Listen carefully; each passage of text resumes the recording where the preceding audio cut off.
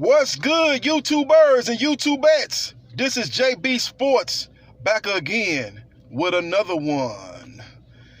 I'm looking forward to this fight tonight, man. IBF super featherweight champion Tevin Farmer defends his belt against JoJo Diaz.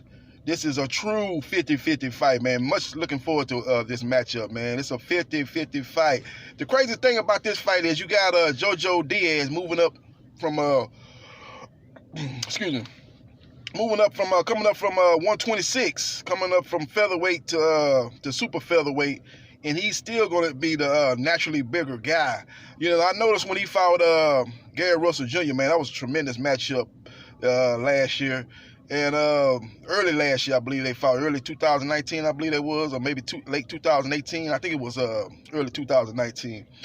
And that was a terrific matchup. But I noticed that JoJo Diaz was a much bigger fighter in that matchup. I was like, man, JoJo Diaz, he's gonna probably need to move up after this fight, man. Win or lose, man. This guy's he's a big guy. He's a big guy. I can see him actually when it's all said and done, possibly ending up at 140.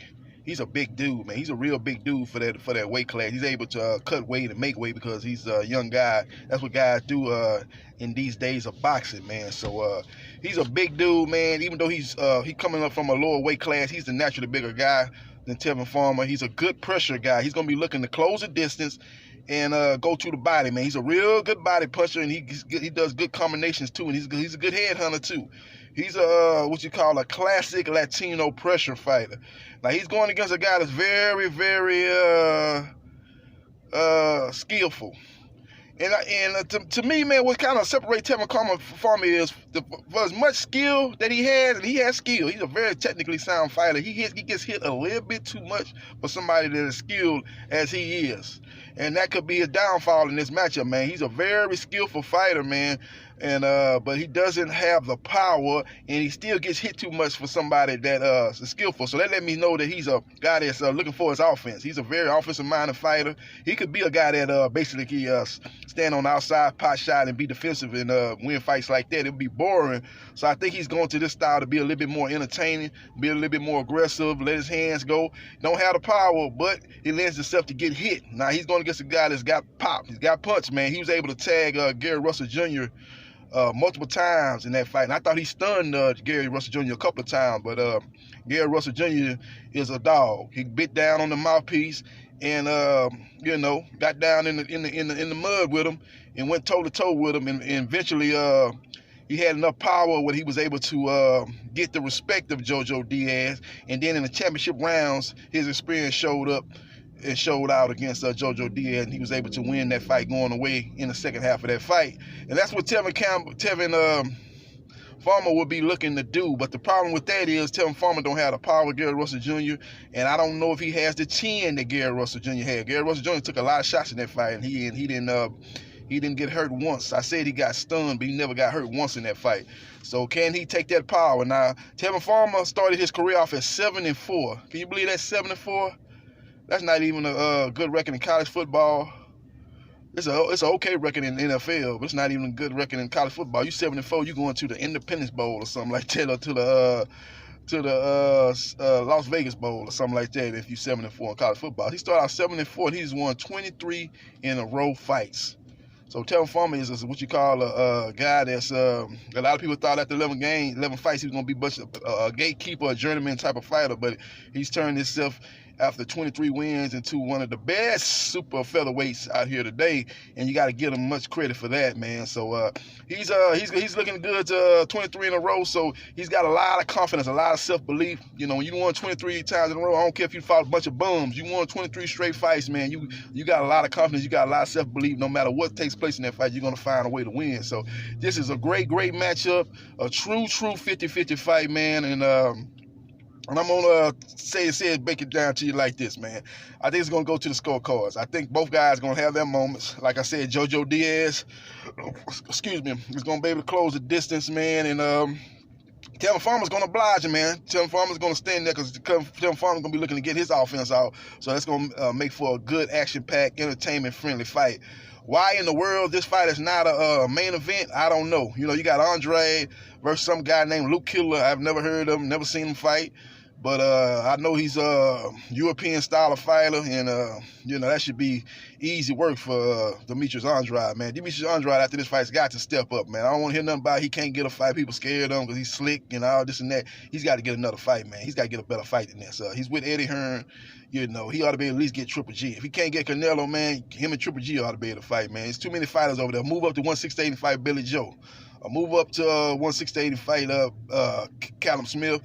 Fight your homeboy Daniel Jacobs, man. You can't be trying to say, well, that's my friend and this and that, pulling that Porter Crawford mess, talking about he my good friend. I don't want to fight him and this and that and the third, man. You need to get in there and fight somebody, man, because this Luke Keeler fight really shouldn't be the.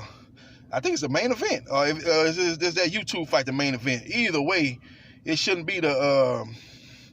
I think that I actually think that YouTube fight is kind of like a fight that if one of those three fights, you got Roman fighting, he's got a tough fight too against that guy he fighting, man. He could lose that fight, Roman, and then you got Farmer and Diaz, and then you got Andrade and Keel after that. I think if we one of them three fights in kind of early, they might throw the YouTube fights in there as a filler so you don't have a lot of downtime in between fights, because that's a 6-round fight. But either way it goes, man, Andrade should be the really should be opening up based on you know, caliber opponent and who you think gonna win. If it's gonna be a competitive fight, Andrade Killer should have been the opening act. And they should have Roman fighting, and then Diaz and Farmer should be the headline. That's a true main event type of fight. But Eddie them and Matchroom chose to do it the other way around, and we'll see how it goes, man. But it should be an action-packed fight, man. Like I said, I think Tevin Farmer is an excellent boxer, man.